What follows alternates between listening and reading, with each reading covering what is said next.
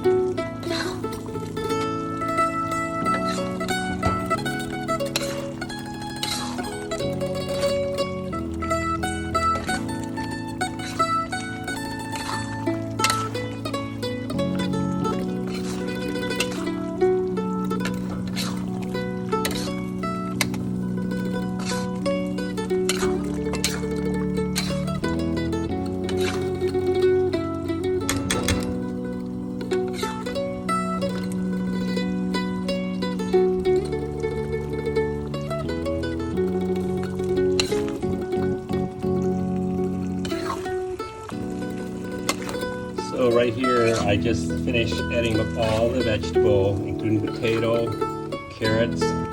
Potato already pre-cooked, and carrots, and onions, bell pepper, and bamboo shoot, and eggplants. They're almost ready.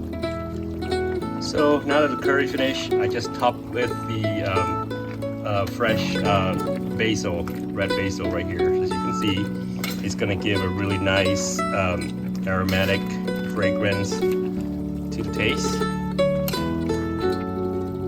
And just kind of let it all, soak in with the rest of the meats and vegetables.